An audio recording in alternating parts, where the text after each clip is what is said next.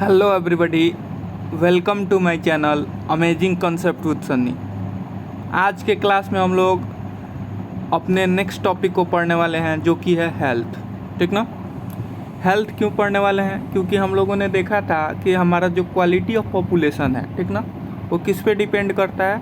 वो दो चीज़ों पर डिपेंड करता है मेनली। ठीक ना। एक तो एजुकेशन, दूसरा होता है हेल्थ। ठीक ना। पर्सन का हेल्थ, उस कंट्री के कितने लोग हेल्दी हैं। ठीक ना। जितना लोग हेल्दी उतना कंट्री प्रोडक्टिव बनेगा, डेवलप्ड बनेगा, है कि नहीं। तो आज हम लोग हेल्थ के पर्सपेक्टिव से देखने वाले हैं। ठीक ना। कर फर्म मैक्सिमाइज प्रॉफिट, आपके बुक में एक एग्जांपल से शुरुआत किया है कि जो भी कोई कंपनी होती है, कोई इंडस्ट्री होती है, वो क्या करना चाहती है? वो ज़्यादा से ज़्यादा प्रॉफिट कमाना चाहती है। ठीक ना।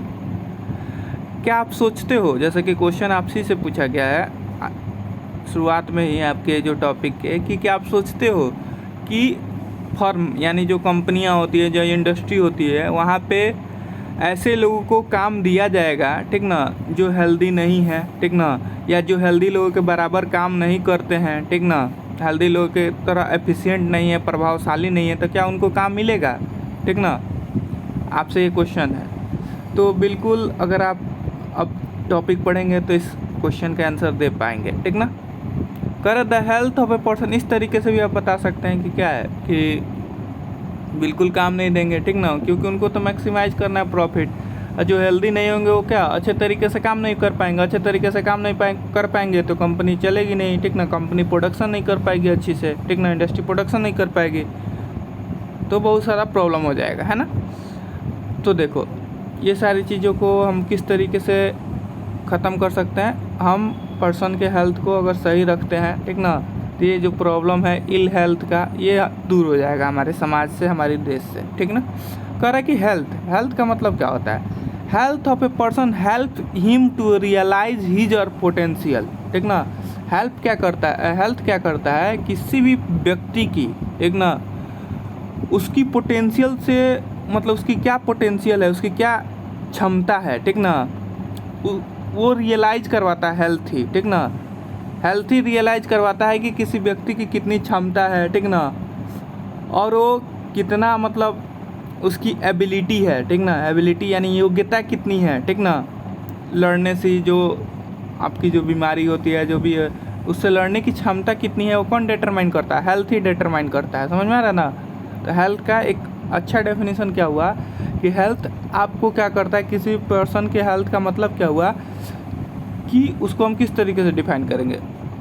तो हेल्थ क्या करता है? हमको रियलाइज करवाता है हमारी क्षमता से, ठीक ना, एज वेल एज ये बताता है कि हमारी जो एबिलिटी है, कितनी योग्यता है, इलनेस से, कोई भी बीमारी है उससे लड़ने की हमारी कितनी क्षमता है, ये हमारा हेल्थ क्या करता है? हमको बताता है ना।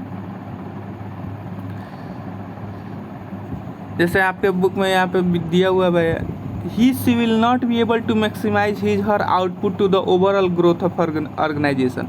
अगर कोई व्यक्ति क्या है, हेल्दी नहीं है, तो क्या करेगा? मैक्सिमाइज नहीं कर पाएगा, मतलब जो प्रोडक्शन करना चाहिए वो प्रोडक्शन नहीं कर पाएगा, और इससे क्या होगा? जो ओवरऑल ग्रोथ होना चाहिए ऑर्गेनाइजेशन का, इंडस्ट्री का, जो एग्जांपल लिए थे, वो इंडस्ट्री ग्रो नहीं कर पाएगी। ठीक, ये चीज़ है अगर वो व्यक्ति हेल्दी नहीं है तो। अब देखिए, करे इंडीड यानी वास्तव में health is an indispensable basis for realising one's wellbeing. Health क्या है? एक इंडिस्पेंसेबल बेसिस है। इंडिस्पेंसेबल मतलब एक आवश्यक आधार है, ठीक ना, किसी भी व्यक्ति को रियलाइज करवाने के लिए कि वो कितना फिट है, ठीक ना, कितना फिट है, कितना फाइन है, कितना एक्टिव है, ठीक ना। ये हेल्थ के मदद से ही हमको पता चलता है, उस व्यक्ति के हेल्थ के थ्रू ये सारी चीज़ें हमको पता चलती है, ठीक ना। तो क्या किया गया? अब हमारी जो देश में जो जनसंख्या है, तो हमारी गवर्नमेंट ने क्या किया? जैसे कि हम लोग एजुकेशन वाला देखे तो उसी तरीके से, सेम तरीके से कि गवर्नमेंट में एजुकेशन ने क्या रोल प्ले किया, ठीक ना, उसी तरीके से हम लोग हेल्थ को भी देखेंगे। तो गवर्नमेंट ने क्या रोल प्ले किया, क्या क्या चीज़ें प्रोवाइड की, अब ये चीज़ें हम लोग जानेंगे, ठीक ना। तो उन्होंने क्या किया, हमारे देश के जो भी हेल्थ सेक्टर थे, ठीक ना, जो हेल्थ स्टेटस था हमारी जो पॉपुलेशन का, ठीक ना, उसको उसमें इम्प्रूवमेंट लाने का उन्होंने प्रयास किया, ठीक ना।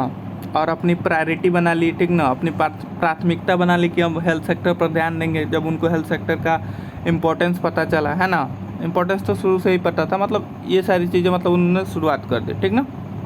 जो हमारी जो राष्ट्रीय नीति भी बनती है, ठीक ना, तो उसमें क्या किया गया गवर्नमेंट, राष्ट्रीय नीति में गवर्नमेंट द्वारा क्या क्या चीज़ें की गई, क्या क्या स्टेप्स लिए गए, तो उसमें एम्स मतलब लक्ष्य रखा गया कि हम लोग क्या करेंगे, जो एसेसिबिलिटी है हेल्थ केयर की, जो पहुंच है, ठीक ना, पहुंच मतलब सारे जगह पर हेल्थ सिस्टम अवेलेबल रहे, ठीक ना, हेल्थ केयर सिस्टम अवेलेबल रहे, हॉस्पिटल्स रहे, मतलब ये सारे जगह पर अवेलेबल कराने का प्रयास किया गया है, ठीक ना। और सस्ते दरों पर, ठीक ना, सस्ते दरों पर हम लोग हेल्थ सिस्टम अवेलेबल करा सके लोगों को, ये गवर्नमेंट का प्रयास किया गया है, ठीक ना। फैमिली वेलफेयर का भी ध्यान रखा गया है, ठीक ना, परिवार किस तरीके से परिवार की देखभाल की जा सकती है, इसका भी ध्यान रखा गया है। उसमें न्यूट्रिशनल सर्विस का बहुत ध्यान रखा गया। न्यूट्रिशनल सर्विस मतलब जो भी खाना हो न्यूट्रिशन से मतलब परिपूर्ण हो, ठीक ना।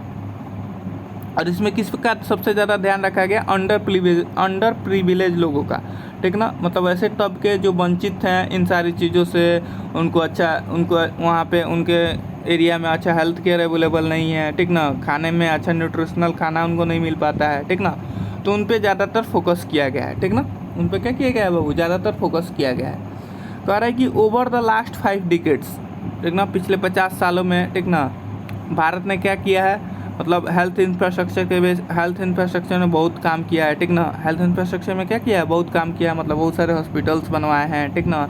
वहाँ पे जो पहले जो वर्किंग कैपेसिटी है उसको भी बढ़ाया है, ठीक ना। ये सारी चीज़ें की गई है, ठीक ना, गवर्नमेंट के द्वारा। प्राइवेट सेक्टर में बहुत ज़्यादा क्या हुआ है, इंक्रीमेंट देखने को मिला है हेल्थ सेक्टर में, ठीक ना। ये सारे स्टेप्स लिए गए, ठीक ना, किसके द्वारा, गवर्नमेंट के द्वारा। इसका नतीजा क्या निकला, अब थोड़ा सा हम लोग देख लेते हैं, ठीक ना। गवर्नमेंट जब ने ये सब स्टेप्स लिए तो क्या नतीजा निकला, देखिए क्या नतीजा निकला। जब ये सारे स्टेप्स लिए गए, ठीक ना, तो लाइफ एक्सपेक्टेंसी बढ़ गई। लाइफ एक्सपेक्टेंसी क्या होता है कि एक एवरेज पर्सन कितने साल तक जीवित रहता है, ठीक ना। अगर पर 1000 लोगों का एक डाटा कलेक्ट किया जाए तो उसमें एक एवरेज कितना साल तक कोई पर्सन जीवित रहता है, ठीक ना, वो हमारा क्या बताता है, लाइफ एक्सपेक्टेंसी, उसी को कहते हैं लाइफ एक्सपेक्टेंसी, ठीक ना। तो क्या हुआ है कि हमारी लाइफ एक्सपेक्टेंसी क्या हुई है, बढ़ी है, ठीक ना, 68.3 ईयर्स हो गई है। मतलब अब एवरेज औसतन 68 साल लोग जीवित रह रहे हैं, ठीक ना। अगर 2016 का डाटा की बात की जाए, उस डाटा के आधार पे आपको बोल रहा हूँ, ठीक ना। इन्फेंट मोर्टालिटी रेट, ये क्या होता है समझिएगा। इन्फेंट मोर्टालिटी रेट क्या होता है कि 1 साल पूरा होने से पहले कितने बच्चे की डेथ हो जाती है पर 1000 बच्चों में, ठीक ना। पर 1000 बच्चों में 1 साल पूरा होने से पहले कितने बच्चों की डेथ हो जाती है, उसको हम लोग बोलते हैं इन्फेंट मोर्टालिटी रेट। ये भी कम हो गया है, ठीक ना। 1951 में 147 बच्चे ऐसे थे, मतलब 1000 में 147 बच्चे ऐसे होते थे जो जिनका क्या हो जाता था बाबू, डेथ हो जाता था 1 साल कंप्लीट होने से पहले ही, ठीक ना। लेकिन 2016 में ये घट कर कितना हो चुका है, 34 हो चुका है, ठीक ना। तो ये सब क्या दिखा रहा है, देखो इन्फेंट मोर्टालिटी रेट घटने का मतलब क्या है कि अब हम क्या कर रहे हैं, चिल्ड्रन को प्रोटेक्शन प्रोवाइड करा रहे हैं, ठीक ना। चिल्ड्रन को प्रोटेक्ट करना, जो भी जनजात बच्चे हैं उनको प्रोटेक्शन प्रोवाइड कराते हैं, ठीक ना। उनको इंश्योर करते हैं, उनको सुनिश्चित कराया जाता है, ठीक ना, कि उनको न्यूट्रिशन दिया जाए उनको या उनकी माँ को, ठीक ना, और देखभाल की जाए अच्छे तरीके से, ठीक ना। जिस कारण से क्या हुआ है, ये घटा है, ठीक ना। क्रूड बर्थ रेट क्या होता है कि जो लाइव बर्थ होता है, मतलब जो जन्म होता है, ठीक ना, किसी भी एक गिवन जोग्राफिकल एरिया के अंदर जो बर्थ रेट होता है, ठीक ना, उसको भी हम लोग क्या किए हैं, कम किए हैं, ठीक ना। 20.4 किए हैं, ठीक ना, 20.4 कर दिए हैं। अब कम किए हैं मतलब इसका मतलब क्या है सर, ये किस तरीके से इम्पैक्ट करेगा, ये ध्यान देना ज़रूरी है, ठीक ना। कम करने का मतलब क्या हुआ, जैसे हम अपने पॉपुलेशन को भी कंट्रोल करने का काम कर रहे हैं, है ना। क्योंकि हमारा पॉपुलेशन क्या है, बहुत तेज़ी से बढ़ रहा है, हम लोग second populace country in the world है, ठीक ना। तो ये भी इसको भी हम लोग कम करने में सफल रहे हैं, ठीक ना। डेथ रेट क्या होता है, ठीक ना, कि कितने लोग मतलब मरते हैं, ठीक ना, एक गिवन टाइम में कितने लोग मर जाते हैं, ठीक ना, पर 1000 पीपल में, उसको हम लोग डेथ रेट बोलते हैं। तो ये भी कम हुआ है, ठीक ना। अब ये सारी चीज़ें कम होने का मतलब क्या हुआ है कि हमारा जो है क्या हुआ है, इम्प्रूवमेंट हुआ है हेल्थ सेक्टर में, क्या हुआ, इम्प्रूवमेंट हुआ है, ठीक ना। और ये क्या है, एक पॉजिटिव साइन है। हमारे देश अगर इस तरीके से इम्प्रूवमेंट करता रहे तो हमारा जो फ्यूचर प्रोग्रेस होगा बहुत ही अच्छा तरीके से हमारा फ्यूचर क्या होगा, प्रोग्रेस करेगा, है ना। कंट्री की हमारी बहुत उन्नति होगी, ठीक ना। क्योंकि अगर उस किसी भी कंट्री के अगर जो जनसंख्या है वो हेल्दी है, एजुकेटेड है, तो जाहिर सी बात है वो जो पॉपुलेशन है देश के लिए एसेट साबित होगी, ठीक ना। देश की इकोनॉमी में ओवरऑल क्या करेगी, वो कुछ ना कुछ योगदान देगी, है ना। ये सारी चीज़ें आपको क्लियर हो जानी चाहिए, ठीक ना, कि क्या क्या नतीजा निकल के सामने आया, ठीक ना। और भी बहुत सारी चीज़ें हुई हैं, ठीक ना। जैसे कि यहाँ पे देखिएगा ये जो प्राइमरी हेल्थ सेंटर था, देखिए डाटा दिया हुआ है, इसको थोड़ा सा देखिएगा कि 2014 में जो डाटा दिया हुआ है, ठीक ना, कि 2014, 2015, 2016, 2017 और 2018 का ये डाटा दिया हुआ है। इसमें समझिएगा क्या दिया है कि मतलब पहले कितना ये SC मतलब होता है सब सेंटर, PHC मतलब प्राइमरी हेल्थ सेंटर जो गांव में आपको देखने को मिलता है, CHC मतलब कम्युनिटी हेल्थ सेंटर जहाँ पे आप इलाज वगैरह करवाते हो, ठीक ना। तो ये 2013 में मात्र कितना था, 1,82,000 था, ठीक ना। जबकि 2018 में देखिए इसकी संख्या बढ़ के 1,89,000 हो गई, ठीक ना। डिस्पेंसरी जो दवाखाना होता है, हॉस्पिटल्स होते हैं, 2014 में मात्र 29,000 था, 2018 में 31,000 के करीब हो चुका है, ठीक ना। बेड्स जो सरकारी जो आप हॉस्पिटल में जाते हैं तो बेड्स की ज़रूरत पड़ती है कि नहीं पड़ती है, तो उसमें देखिए उसमें मात्र 6,75,000 था, आज की डेट में 7,13,000 हो चुका है, मतलब 2018 में, ठीक ना। अभी तो और बड़ा होगा, ठीक ना। रजिस्टर्ड डॉक्टर, ठीक ना, मेडिकल काउंसिल में कितने थे, मात्र पहले 45,000 थे, ठीक ना।